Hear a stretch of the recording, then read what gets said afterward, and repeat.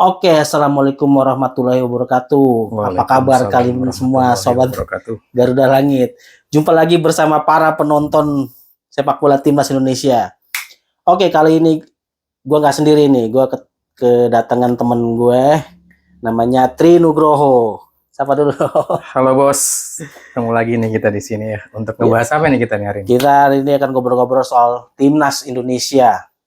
Timnas Oke, Indonesia. ini Oke. pokoknya berbau seputar sepak bola ya. Kita tahu kemarin kejadian di Kanjuruan ya, di mana ada tragedi kemanusiaan di situ dan saya khususnya juga berduka cita atas terjadinya tragedi tersebut. Ya, mudah-mudahan tidak ada lagi kejadian-kejadian seperti itu dan sepak bola Indonesia makin kuat, makin maju, Amin. makin berkembang. Pastinya ya. Tidak ada tragedi-tragedi seperti itu. Oke, kali ini kita akan bahas nih ya. Ini sebenarnya agak-agak sensitif ya kalau kita bahas soal pelatih nih, Sintayong ya. Ya, Sintayong. Sintayong kan dia ngeluarin statement nih, kalau dia akan mundur kalau Iwan Bule mundur gitu kan. Tapi ini apa ya? Agak-agak sensitif nih. Soalnya ada pro dan kontra nih.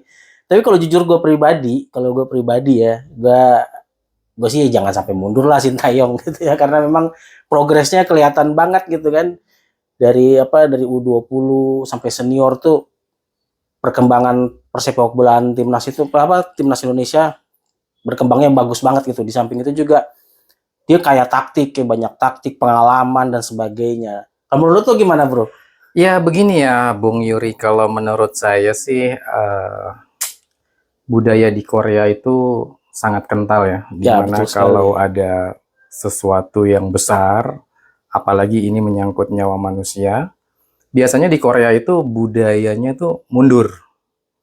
Itulah, jadi karena memang budaya dan adat istiadat di Korea itu cukup kental, jadi kalau misalnya ada suatu kasus yang melibatkan suatu institusi dan di mana dia bernaung di bawahnya, biasanya uh, sebagai manusia biasa bukan seorang pelatih pun dia akan berpikir bahwa wah ini suatu insiden ya, jadi dia pasti akan mundur. Cuman yang jadi persoalan di sini adalah dari stakeholder kita sendiri, terutama dari pemerintah Indonesia. Apakah jika PSSI dibubarkan, apakah masih bisa bersama Sintayong? Itu poin pertama. Terus yang kedua adalah apakah dengan mengundurkan dirinya beberapa anggota PSSI, apakah akan berdampak terhadap supporter timnas Indonesia sendiri?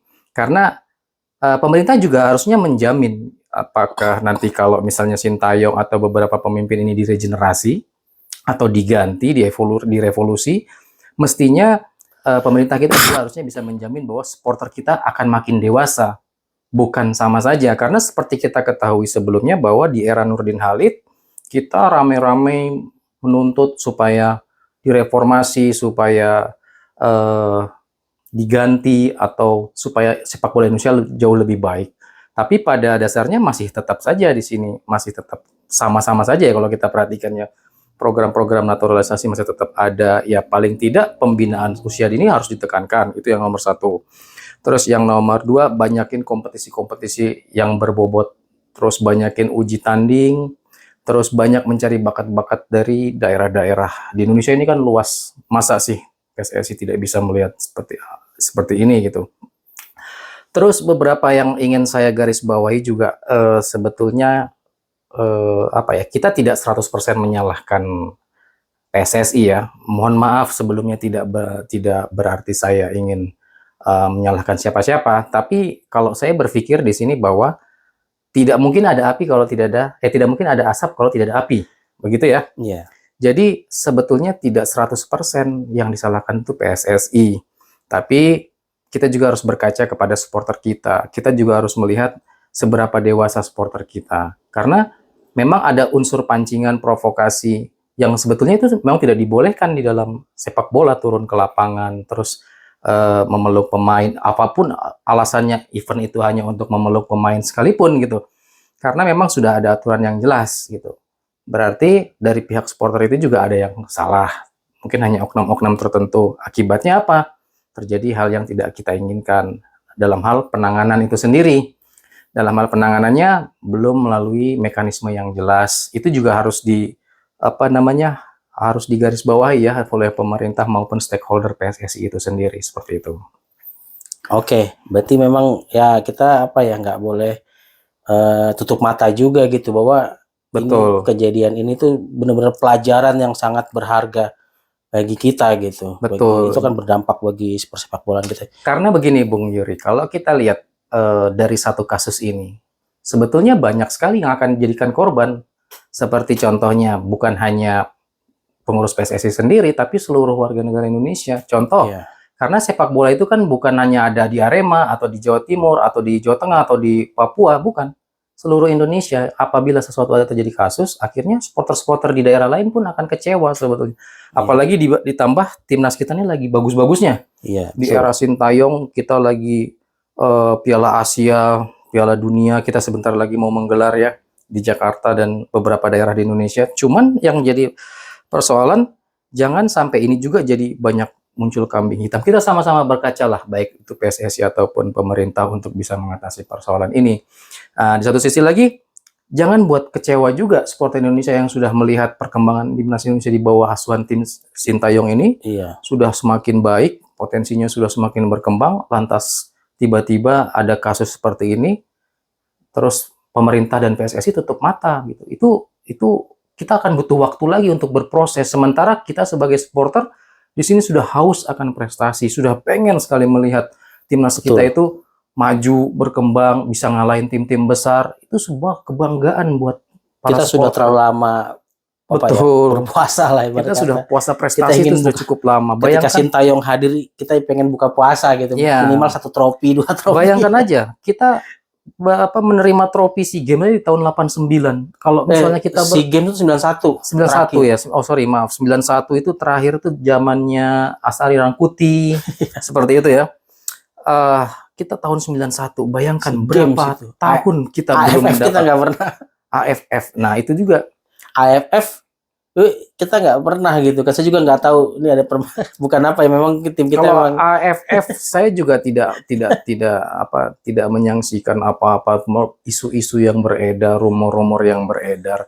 Tapi perlu kita ketahui bahwa fans Indonesia itu adalah luar biasa, komoditi besar ya di dunia sepak bola, terutama di dunia ini juga, di Asia Tenggara juga kita memiliki fan base terbesar ya di ASEAN. Supporter kita juga cukup fanatik. Supporter Indonesia juga cukup ya atraktif lah dalam support timnya. Cuman jangan jadikan ini sebagai satu kesempatan seperti itu untuk berpolitis atau untuk perjudian. Karena memang dalam hal ini kita juga harus mewanti-wanti kepada PSSI gitu. Karena memang asetnya besar sekali di dunia sepak bola ini. Perjudian tuh yang terutama garis bawah, terutama perjudian online ya kalau kita lihat ya. Kan ada pepatah mengatakan jika timnas Indonesia kalah di semifinal atau di final, maka yang untung siapa? Bandar judi. Nggak, itu cuman tapi kita tidak berpikir bahwa PSSI melakukan hal itu. Kita tetap berpositif thinking saja. Mudah-mudahan kita bermain bersih tanpa unsur perjudian. Cuman walaupun kita mungkin hanya melihat indikasi-indikasinya seperti yang beredar beberapa tahun yang lalu bahwa terlibat mafia, karena memang pada dasarnya AFF itu kan tidak masuk dalam agenda FIFA ya. Jadi rawan sebetulnya untuk dijadikan hal-hal yang di luar daripada tanda kutip itu tadi yang kita bicarakan itu tadi, Bung Yuri. Jadi karena tidak masuk agenda FIFA, jadi dia dijadikan sebagai komoditi untuk perjudian, untuk apa dan lain hal. Tapi mudah-mudahan kedepannya ya PSSI bisa bercermin, pemerintah juga bisa membantu supaya hal ini bisa segera ditangani lah. Ya, mudah-mudahan semakin berkembang ya. Apalagi nanti nih kita sebentar lagi nih bulan Desember kita menghadapi Piala AFF. Indonesia tuh satu grup sama Thailand, Filipina, Timor Leste atau Brunei, sama satu lagi Kamboja ya. Ya kalau menurut pandangan gue nih, yang mungkin yang paling berat itu Thailand sama Filipina lah, yang lainnya bisa ya. Apalagi lawan Thailand ini kan nanti di kandang ya, kan sistemnya kandang tandang. Kalau menurut Bung Tri gimana deh? Kalau menurut saya ya menghadapi Vietnam ya, sebetulnya Bukan kita Vietnam, Thailand. oh sorry, menghadapi Thailand sendiri ya, sebetulnya kita tidak perlu gentar karena sejauh ini kita menghadapi Curaçao yang eh, punya peringkat FIFA jauh lebih tinggi Nah, dari iya Thailand betul. pun kita bisa melakukan yang terbaik gitu. Jadi sebetulnya mentalitas itu yang penting yang harus dijaga ya. Paling tidak main di kandang itu beda main dengan main tandang gitu. Paling tidak Sintayong pasti paham betul apa yang harus dilakukan ketika main di Thailand. Mungkin mau main safety ataupun nanti dia mau bantai sikat habis di kandang, itu pun bisa terjadi gitu. Karena kalau saya lihat perkembangan timnas Indonesia di bawah arahan Sintayong ini sangat pesat sekali ya, luar biasa. Taktiknya banyak. Apalagi banyak mengandalkan pemain-pemain muda, ditambah dia juga ada pemain-pemain yang aboard ya. Iya. Paling sudah punya pengalaman dan jam terbang yang tinggi seperti Egy, Witan, Asnawi. Sadil, Asnawi dan lain sebagainya ya. Ditambah kita juga ada pemain-pemain seperti Elkan Baggett, terus ada lagi Apalagi ketika Jordi Amat main. Jordi Amat dan Sandy Walsh kan Sandy yang Walsh. punya jam terbang Eropa. Itu sangat memungkinkan buat timnas Indonesia mengalahkan Thailand. Saya sangat optimis sekali Iya, karena menurut Sintayong benar. itu tidak mudah dibaca sistem taktiknya. Pada saat dia bertanding melawan A misalnya, dia akan menggunakan taktik itu. Dia lawan B, dia akan berubah lagi. Karena betul seperti yang media Vietnam pernah beritakan itu bahwa timnas Indonesia ini udah berubah mentalnya. Jadi mereka ini bukan inferior lagi gitu kan, udah nggak merasa inferior lagi di Asia Tenggap, apalagi berhadapan sama Thailand, Vietnam gitu.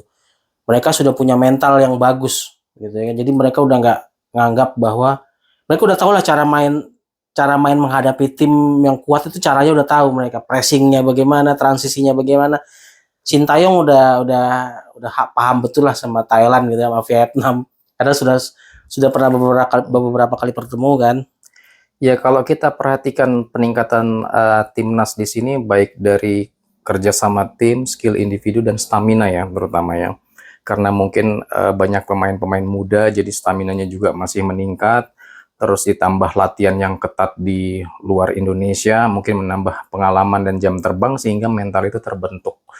Jadi sebetulnya langkah yang dilakukan Sintayong ini sangat tepat sekali. Dia banyak berspekulasi untuk memainkan pemain-pemain muda dan kita bisa lihat kan hasilnya di AFF sebelumnya. Indonesia dihuni oleh pemain muda tapi mampu tembus ke babak final. Ditambah kemarin kita bisa mengalahkan Curaçao, bahkan di Piala Asia kita bisa mengalahkan Kuwait. Itu suatu prestasi di yang kandang Kuwait luar biasa. Di kandang Kuwait lagi. Lawan Jordan juga menggali lebih dalam. Betul. Gitu untuk mengalahkan Jadi kita sudah tidak lagi kena mitos horor bahwa kita sulit untuk menghadapi tim-tim Arab, apalagi tim-tim yang berbadan besar. Kita juga sekarang ada tim-tim yang badannya cukup tinggi-tinggi ya. Iya, saya senang tuh ngelihat sekarang tim U20, U17, U5 Sakti sama yang timnya U20 itu, mereka badannya sekarang rata-rata tinggi-tingginya. Dia 178 ke atas ya, 180, 175 ke atas lah.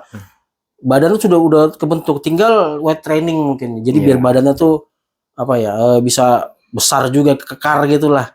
Ya itu salah satu keunggulan timnas Indonesia yang saat ini dikelola sama Sintayong ya. Karena kita jarang sekali melihat gol-gol yang tercipta oleh timnas itu melalui sundulan-sundulan kepala. Nah, iya. Bahkan dia harus melalui bola-bola pendek terlebih dahulu. Tapi sekarang Indonesia sudah berani untuk melakukan long passing.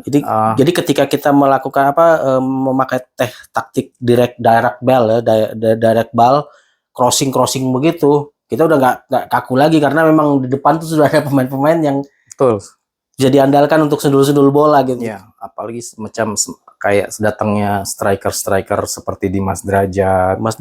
Itu di U20 juga ada Hoki Caraka, Rabani itu yang sundulan-sundulannya dan punya lah. Jadi itu sangat berpotensi dan amat sangat disayangkan apabila Sintayong pergi dari timnas Indonesia. Kehilangan besar. Pemerintah kalau sampai Sintayong PSSI pergi, kehilangan besar. Betul. Pemerintah dan PSSI harus bekerja sama karena ini adalah potensi yang besar gitu. Kami sudah lelah sebagai supporter untuk melihat timnas kesayangan kita ya, timnas Indonesia berkancah di event-event internasional dan berprestasi terutama ya. Dan lagi pula kalau kita perhatikan pemerintah ini harusnya tanggap juga. Dia harus bisa karena kita lihat dari beberapa pelatih sebelumnya kan, beberapa pelatih mulai dari Luis Milla, terus siapa tuh yang Simon Simon McManamy, Bima Sakti bahkan pernah Bima megang. Sakti bahkan pernah. Kalau kita lihat prestasinya kan begitu-begitu saja ya, tapi Sintayong dia betul-betul mulai dari nol, dia mulai lihat potensi-potensinya yang menurut dia baik, bahkan sampai training camp sempat di Turki dan lain sebagainya ya, itu sudah mulai kebentuk gitu. Dan jangan sia-siakan bentuk yang sudah ada ini gitu, karena ini potensi besar buat timnas Indonesia berprestasi. Seperti Iya, itu. betul sekali. Apalagi sekarang kan Indra Safri ini sebagai Dirtek PSSI sudah mengeluarkan statement gitu bahwa akan ada upgrade Villanesia ya, filosofi sepak bola Indonesia, di mana Indra Safri akan mengundang Sintayong, Luis Milla, Thomas Doll, dan pelatih-pelatih di Liga-Liga 1 Indonesia ini ya.